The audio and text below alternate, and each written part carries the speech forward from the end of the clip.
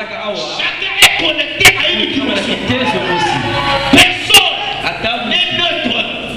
Chacun quelque part dans une certaine dimension. Oh, n'oubliez pas qu'on en a 7. Il y a 7 dimensions. Mais les 7 premières, c'est les dimensions qui ne plaisent pas Dieu. Les 3 premières dimensions, lumière, matière, le temps, ça c'est l'homme, tout le monde. Être humain, nous vivons dans ça. La 4e dimension, c'est la communication. Les images de télévision, internet, la radio. Or, la 5e dimension, c'est les âmes perdues. Ceux qui ne connaissent pas Christ. Mais la foi est où? Oh, tu ne peux pas avoir la foi ici à l'église. Tu peux être connecté. C'est comme le téléphone. Tu peux mettre WhatsApp ou Facebook ou YouTube. Mais si tu n'es pas connecté, tu ne recevras pas les messages. Est-ce que c'est clair? Donc tu dois être connecté. Cette connexion-là te mettra en relation avec la 4e dimension et tu reçois les images dans ton téléphone ou dans ton ordinateur. Et c'est la même chose avec les êtres humains. Tu ne peux pas avoir la foi s'il n'y a pas un rapport, s'il n'y a pas une connexion entre la 3e dimension et une certaine dimension. Est-ce que c'est clair? Donc, 5e dimension, c'est la dimension des démons, des ténèbres. Et c'est ça qui remplit la terre. Le monde est rempli de la 5e, 4e dimension. C'est ça qui bat le plein. Il y a même des églises qui sont de la 4e, 5e dimension.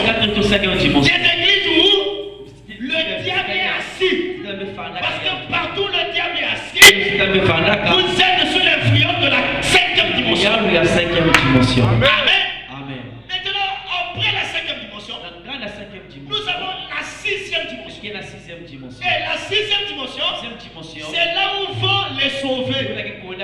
Ceux qui ont accepté Jésus comme leur Seigneur et leur Sauveur. Ceux qui ont donné leur vie à Christ. Pas leur vie au pasteur, pas leur vie à l'église, mais qui ont donné leur vie au Seigneur Jésus-Christ. Et ceux-là, quand ils meurent, ils vont dans une dimension. C'est appelé la 5e dimension. Amen. Vous avez remarqué que dans la Bible, on nous parle d'un prophète. Le prophète Samuel. Quand il était décédé, le roi Saül était allé voir un féticheur et il a invoqué l'esprit du prophète. L'esprit est venu. Pourquoi l'esprit était venu? Parce qu'avant, il n'y avait pas la 6e dimension. Avant le sang de Jésus, tous ceux qui mouraient partaient quelque part. Et quand le sang de Jésus est venu, ça séparait la 5e et la 6e. Les perdus sont de la 5e, les sauvés sont de la 6e. Amen. Jusque-là, on ne sait pas où est Dieu. Amen. Donc quand vous venez à l'église, vous venez chercher Dieu. Mais Dieu n'est pas sous ta chaise là.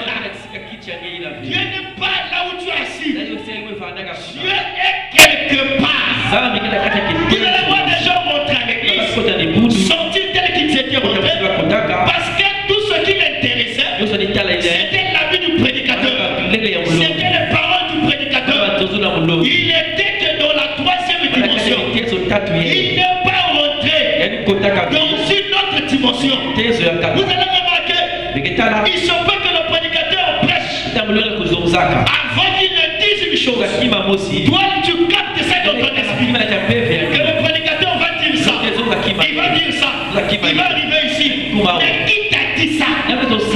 Tu n'as pas lu ses notes. Tu ne connais pas ce qu'il a préparé. Mais qui t'a dit ça? C'est que tu as quitté la 3e dimension. Tu es rentré dans une autre dimension. Or, c'est dans cette dimension où il y a la solution au La solution au problème n'est pas dans la troisième dimension. Mais il faut monter quelque part. Et vous allez remarquer que l'homme, ce qu'il est, c'est l'influence de la dimension de laquelle il vit. Je vous prends un exemple.